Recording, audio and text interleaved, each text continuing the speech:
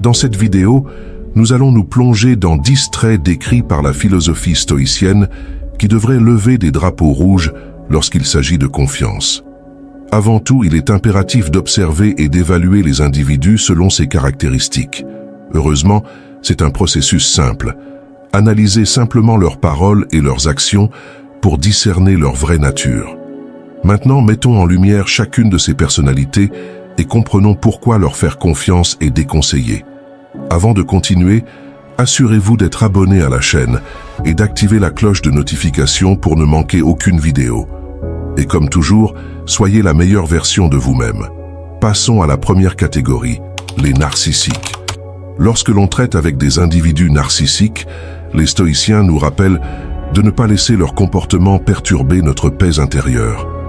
Maintenir l'indifférence face à leurs actions égocentriques préserve notre tranquillité mentale au milieu de leur vanité. Considérez ceci, si quelqu'un parle habituellement de lui-même et considère rarement les autres, il est à peine fiable. Son attention est principalement centrée sur lui-même, priorisant constamment ses propres besoins, peu importe qui il est. Faire confiance à un individu narcissique est une entreprise risquée.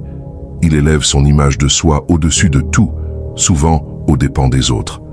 Ce besoin compulsif d'admiration de soi peut le pousser à prendre des mesures extrêmes pour maintenir la façade désirée.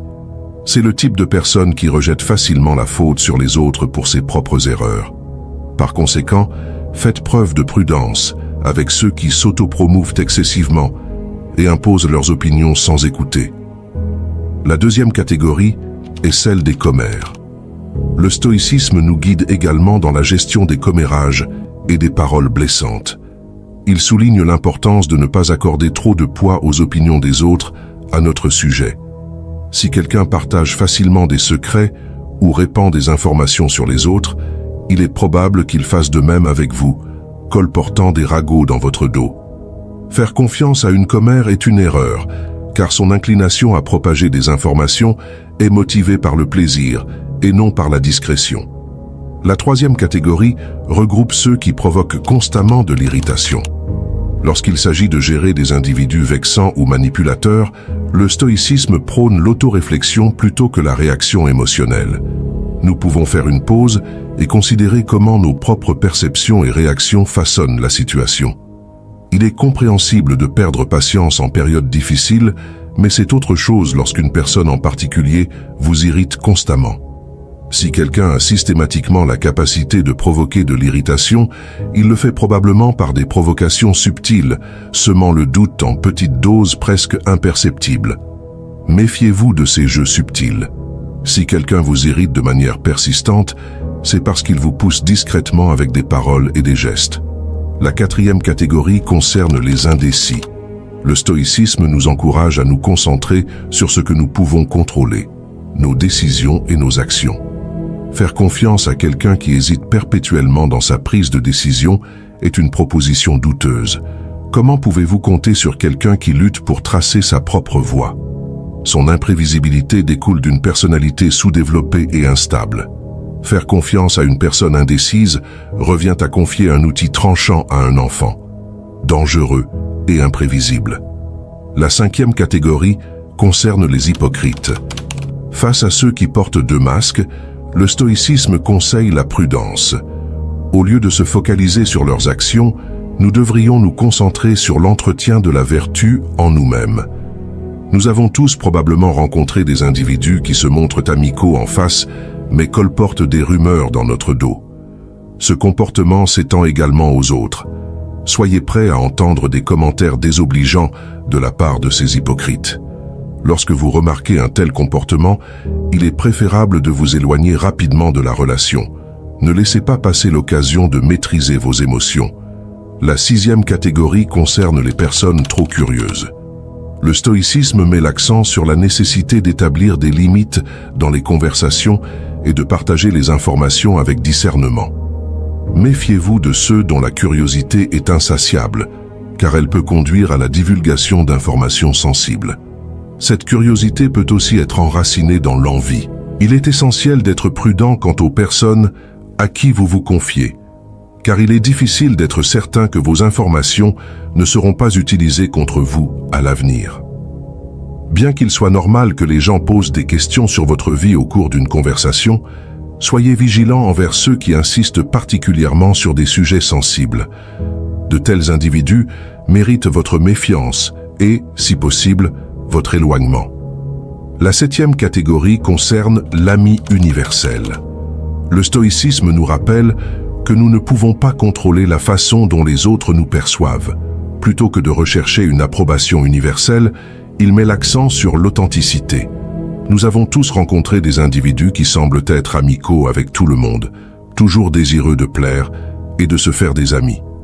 Bien qu'il n'y ait rien d'intrinsèquement mauvais dans ces traits, il est important de ne pas leur faire confiance aveuglément. Souvent, ces individus recherchent la popularité et aspirent à être au centre de l'attention. Pour eux, vous n'êtes qu'un parmi tant d'autres, facilement remplaçables. Méfiez-vous de ces personnalités extraverties en quête de reconnaissance, car elles ont tendance à changer d'allégeance rapidement. La 8e catégorie concerne les critiques perpétuelles. Le stoïcisme souligne l'importance de l'auto-évaluation. Plutôt que de consacrer du temps à critiquer les autres, le stoïcien se concentre sur l'amélioration de soi. Les individus qui critiquent habituellement les autres, recourant souvent aux commérages ou aux rumeurs, possèdent probablement un caractère douteux. Ceux qui investissent du temps à dénigrer les autres sont peu susceptibles d'être des individus productifs et responsables. Méfiez-vous de ces critiques, car leur empressement à calomnier autrui suggère un manque de vertu. J'apprécie votre présence si vous êtes arrivé jusqu'ici. Laissez un commentaire si vous faisiez auparavant confiance à quelqu'un présentant des traits de ces catégories. Mais attendez, il reste encore 2 autres types à aborder. La 9e catégorie concerne ceux qui sont perpétuellement embourbés dans des problèmes. Le stoïcisme nous exhorte à assumer nos décisions et nos émotions plutôt que de blâmer le destin ou les circonstances. Méfiez-vous des individus qui se retrouvent constamment impliqués dans des conflits et des drames, clamant sans cesse leur malchance. Ils décrivent la vie comme une série de punitions, une succession interminable de difficultés. Soyez prudents avec ces personnes, car leur propension à attirer les problèmes n'est pas une simple coïncidence. Ce n'est pas l'univers qui conspire contre eux, mais bien leur propre auto-sabotage. Ils prennent probablement de mauvaises décisions, échouent à tirer des leçons de leurs erreurs et peinent à gérer leurs émotions. Éloignez-vous de ce type de personnes, car compatir à leur malheur peut rapidement vous entraîner dans leur toile de problèmes. Enfin, la 10e catégorie concerne ceux qui feignent d'écouter. Dans les situations où des gens prétendent écouter, le stoïcisme recommande d'être assertif et, si nécessaire, de se distancier des conversations improductives. Nous avons tous rencontré des individus qui, lorsque vous partagez une idée ou parlez, répondent par un simple « oui » ou « je comprends ». Ce n'est pas seulement agaçant, c'est aussi un manque de respect. Au minimum, une conversation exige une attention sincère. Si vous remarquez que quelqu'un n'écoute pas vraiment, ou pire, est absorbé par son téléphone, ou simule son intérêt, il vaut mieux cesser de parler. Discuter avec quelqu'un qui n'est pas réellement engagé est une entreprise vaine. Si cela se produit, n'hésitez pas à vous lever et à partir. Vous n'êtes pas obligé de passer du temps avec quelqu'un qui n'accorde aucune importance à vos pensées. En conclusion, analyser ces différents types d'individus nous offre des enseignements inestimables pour cultiver des relations authentiques et significatives.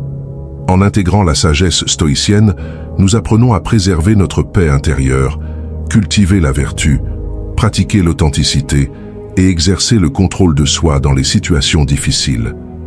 Merci pour votre attention et puissiez-vous trouver sagesse et épanouissement dans votre parcours personnel. Et comme toujours, soyez la meilleure version de vous-même.